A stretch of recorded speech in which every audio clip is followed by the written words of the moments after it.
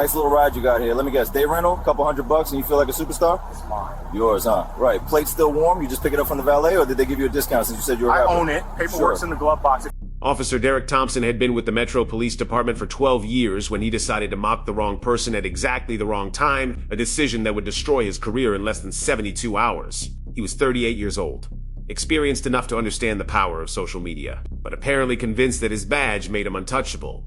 Tuesday evening in downtown's financial district, he noticed something that triggered every assumption he'd been nursing for over a decade on the force. That something was a matte black Lamborghini Aventador SVJ, and behind the wheel was DeMarco Williams, a 28-year-old NBA All-Star who'd just finished a charity event 3 blocks away. What Thompson did next, openly mocking a man for his success, dismissing his achievements, and making assumptions based solely on race, would become a viral sensation that ended not just a career, but exposed a pattern of behavior the department had ignored for years. Before we continue, where are you watching from? Drop a comment right now and tell me your country, your state, wherever you are. If this is your first time here, please hit that subscribe button. Stories like these need to be shared, and your support helps us bring more truth to light. The intersection of Madison and Fifth sits in the heart of the financial district, surrounded by glass towers and underground parking garages that charge more per hour than most people make. It's the kind of area where exotic cars aren't unusual, where hedge fund managers and tech executives show off their latest acquisitions. It was 7:43 p.m. on a Tuesday in October. The sun had set an hour earlier, and the streetlights cast that particular urban glow that makes chrome shine and paint jobs pop. The evening rush had thinned to a steady flow, business people heading home after long days of moving money around screens. DeMarco Williams had been in the NBA for 7 years. 7 years of 4 a.m. workouts of ice baths and physical therapy, of studying game film until his eyes burned. He'd spent 3 years coming off the bench, learning from veterans who'd been where he wanted to go. 2 years as a solid starter, proving he belonged. The last 2 years as an all-star, validation of everything he'd sacrificed. He'd just been named to his 3rd consecutive all-star team. He'd led the league in assists, orchestrating offense with a precision that made coaches weep with joy. His teammates called him the professor for his ability to read defenses like academic texts. At 28 years old, DeMarco was living his dream. Max contract extension, signature shoe deal, and respect across the league as one of the best point guards in the game. That Tuesday, DeMarco was coming from the Williams Family Foundation Gala, an annual event where his nonprofit raised money for STEM programs in underserved communities. He'd written a personal check for $500,000 to kick off the fundraising. He wore a custom Tom Ford suit, understated but immaculate. He looked like what he was, a successful young professional who happened to have elite athletic ability. He'd spoken to no one except the valet who'd brought his car around. But to one officer watching from across the intersection, DeMarco's very existence in that car was a problem that needed addressing. Have you ever been judged for your success?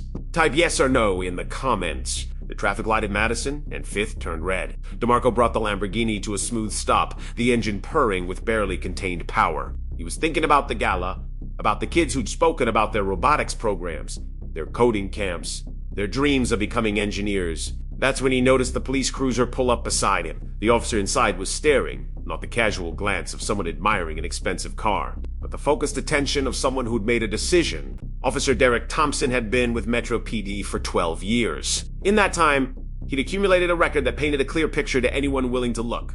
14 complaints. 14 separate incidents where citizens alleged racial profiling, excessive force, or unprofessional conduct. 9 of them involved black motorists in expensive vehicles. 3 had been sustained, resulting in written warnings. The other 11 had been closed with insufficient evidence. Despite dashcam footage that mysteriously malfunctioned at critical moments, Thompson had a pattern. He targeted successful black professionals, particularly those driving high-end vehicles. His reports always contained the same language.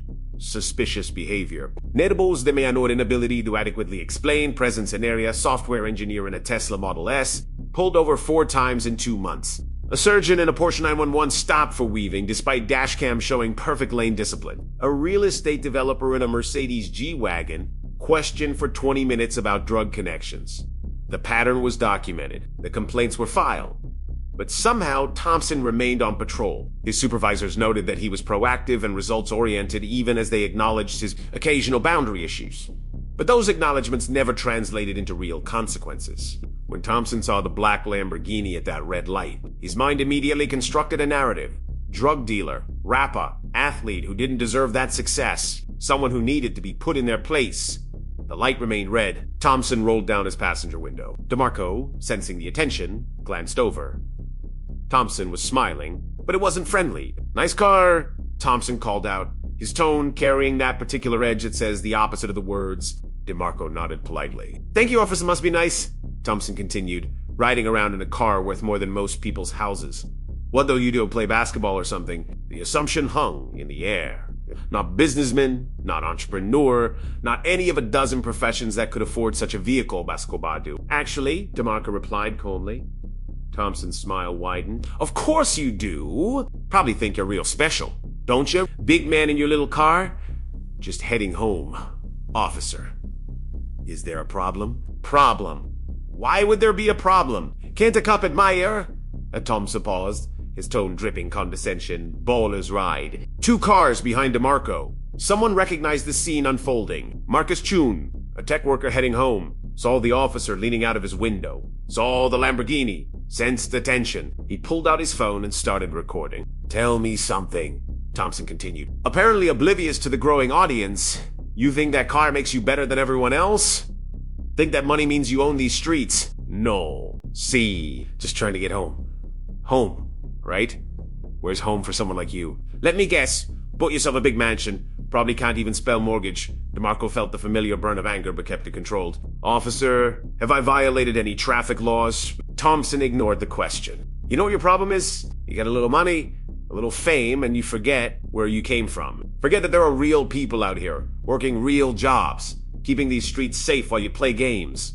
The light turned green. DeMarco didn't move, knowing that driving away could escalate things. Green light. Superstar. Or do you need someone to explain how traffic signals work too? "I'll move when you're done, officer. I don't want any misunderstandings." Misunderstandings. Oh, now you're getting smart with me. Do you think Thompson should have stopped the harassment at this point? Let me know below. Behind them, traffic was building. More phones came out. The interaction was being live streamed on 3 different platforms. Thompson got out of his cruiser, 6'2", built like someone who'd peaked in high school football and never quite got over it. He walked to the Lamborghini's driver's side, hand resting on his service weapon. "License and registration." "Officer, the light is green. We're blocking traffic." I said license and registration. Now DeMarco reached for his wallet slowly, announcing each movement. "I'm reaching for my wallet in my jacket pocket." He handed over his license. Thompson looked at it, then did a double take. "DeMarco Williams. That name's supposed to mean something to me. I play for the Lakers. Officer the Lakers." Thompson laughed, a harsh sound. "Oh, now it all makes sense. You're one of those millionaire crybabies who thinks he's oppressed. Probably kneels for the anthem too, right?" DeMarco remained silent. "I asked you a question. Superstar, I exercise my First Amendment rights as I see fit. Officer First Amendment, listen to you trying to sound educated. Bet you can't even name the other amendments," a woman's voice called out from the growing crowd. "That's DeMarco Williams. Leave him alone. He just donated $1 million to city schools." Thompson turned toward the voice. "Everyone back up. This is a traffic stop." "For what?" Another voice called out, "Driving while black." Thompson's face reddened. He turned back to DeMarco. "Step out of the vehicle." "On what grounds?" "I need to verify this vehicle isn't stolen. You have my license. You can run the registration from your car." I said step out. Now DeMarco made a decision that probably saved both their careers, though only temporarily for Thompson. He engaged the Lamborghini's built-in camera system, which began recording everything in 4K resolution. "I'm stepping out under protest. I've committed no traffic violation. This is DeMarco Williams. Badge number 4387 is ordering me out of my legally owned vehicle for no stated violation." He stepped out, all 6'4" of athletic grace, still wearing his Tom Ford suit from the gala. Thompson had to look up slightly, which clearly bothered him. "Hands on the vehicle. Officer, this is unnecessary. I'll decide what's necessary. Hands on." The vehicle, DeMarco complied. Thompson began a pat down that was unnecessarily rough, clearly designed to humiliate rather than search. "You know what I think?" Thompson sighed loud enough for the crowd to hear. "I think you're everything wrong with this country. Spoiled athletes making millions while real Americans struggle. Driving around in your foreign car? Probably can't even spell Lamborghini." "It's Italian," DeMarco said quietly. Lamborghin, founded by Ferruccio Lamborghini in 1963. Thompson's hands paused in their search. "Getting smart with me. You asked if I could spell it." The crowd laughed. Someone yelled, "He schooled you, officer." Thompson's face went from red to purple. He spun DeMarco around, slamming him against the car harder than necessary. You think you're funny? Think this is a game? No, sir, I think this is harassment. Harassment? You don't even know what real harassment is. Living in your bubble. Officer Thompson, DeMarco said, reading the nameplate, I've been stopped 73 times in the last 7 years. 73 times for driving expensive cars while black. I've been randomly selected at airports 41 times. I've had security follow me in stores where I'm trying to spend money. I know exactly what harassment is. The crowd had grown to nearly 50 people. Every angle was being recorded. Someone started an Instagram Live that already had 10,000 viewers. Thompson seemed to finally notice the cameras, but instead of backing down, he doubled down on his position. Everyone's a victim, right?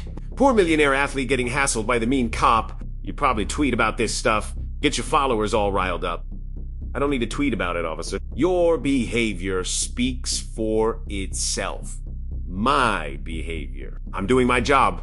Your job is to mock citizens for their legal success. Your job is to make assumptions based on race. Your job is to conduct searches without probable cause.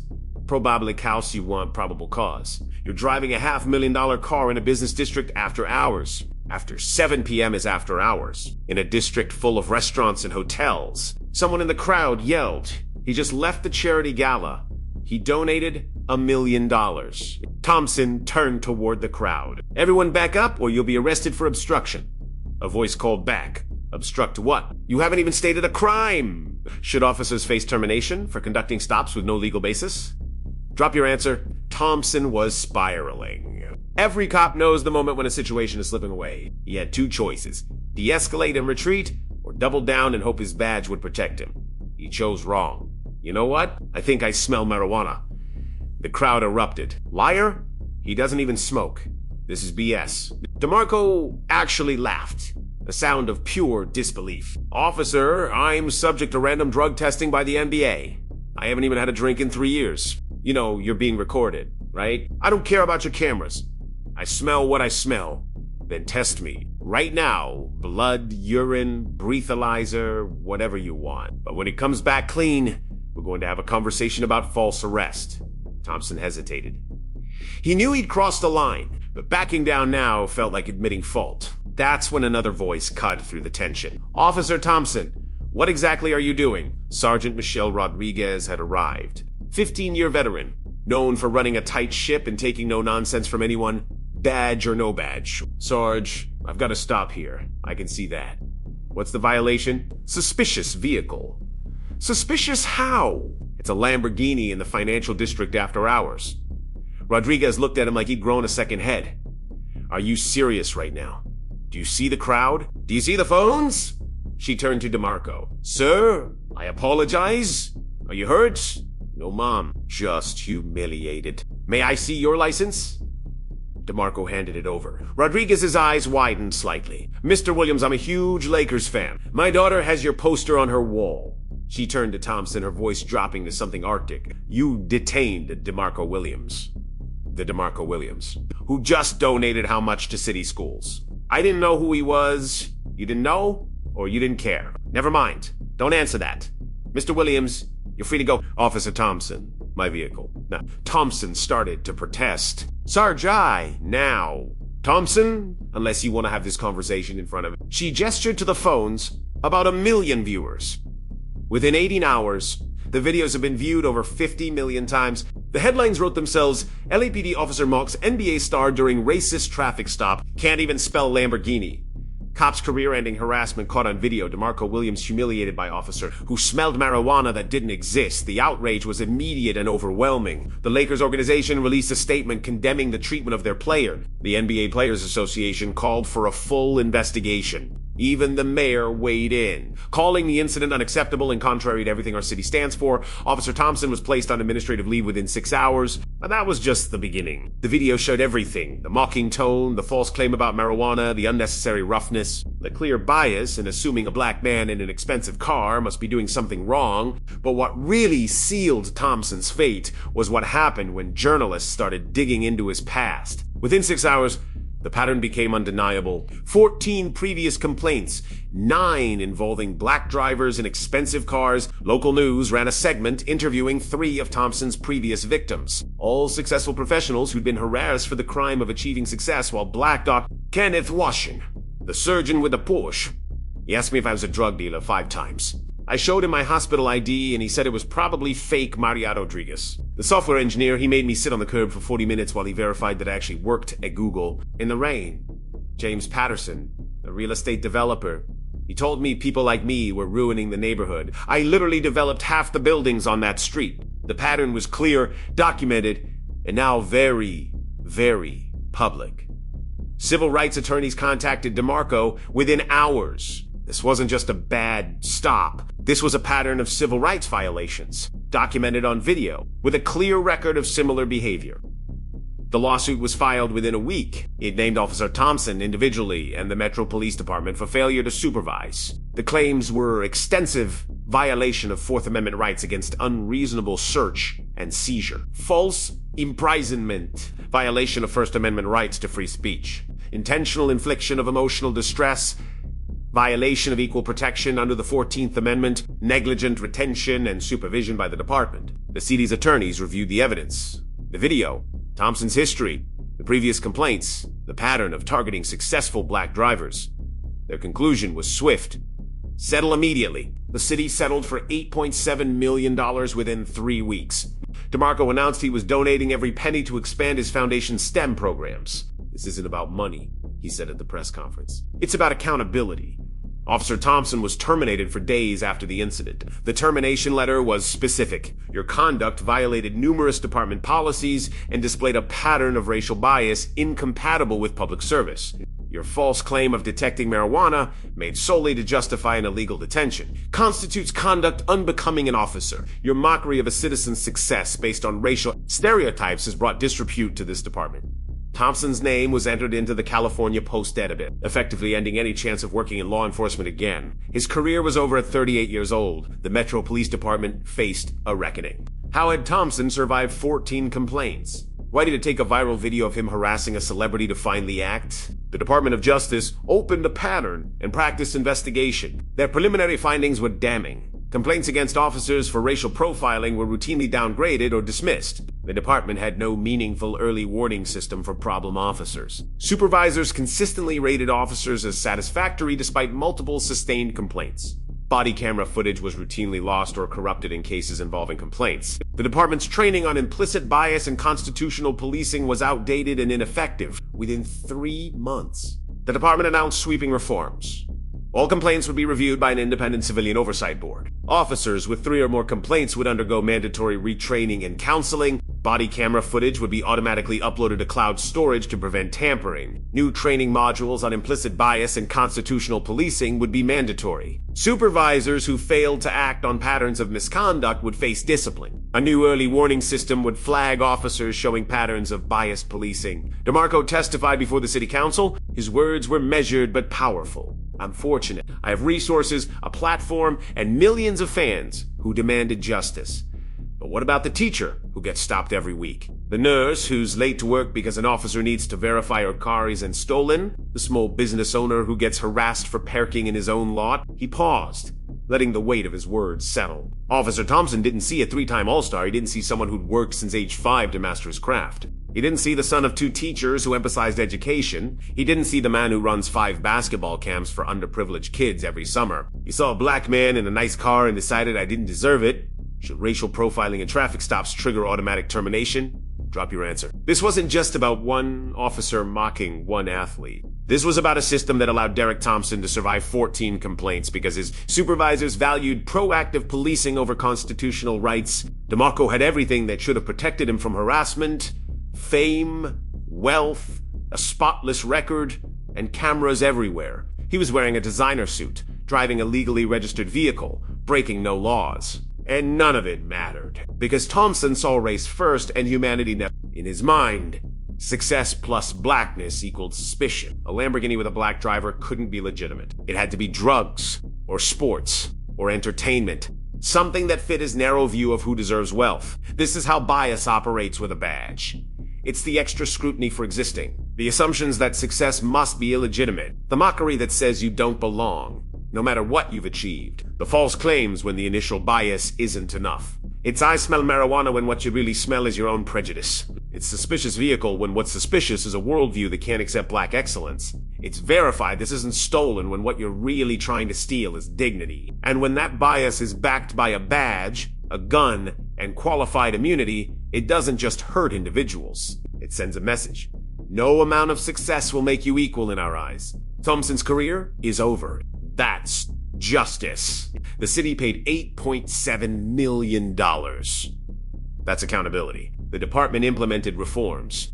That's progress. But DeMarco still gets pulled over in rental cars when he's on the road. He still gets followed by security in high-end stores. He still has to prove he belongs in spaces his tax bracket says he's already earned. The real question is, how many Officer Thompsons are still out there, smart enough not to do it on camera, careful enough to avoid celebrities, but still pulling over teachers and plumbers and accountants for driving while black? Because if we don't address the culture that created Thompson, that protected him through 14 complaints, that rated him satisfactory while he terrorized citizens, then we're just waiting for the next viral video. Comment if you believe officers with multiple profiling complaints should face automatic review, and if you think these stories need to be told, if you believe that sunlight really is the best disinfectant, then hit that subscribe button, because we're going to keep exposing these patterns. We're going to keep demanding accountability. We're going to keep fighting for the right to drive, to succeed, to exist without having to justify our presence to anyone with a badge and a bias. What's your biggest takeaway from this story? Drop it in the comments below. This isn't just about DeMarco Williams or Derek Thompson. It's about who we are as a society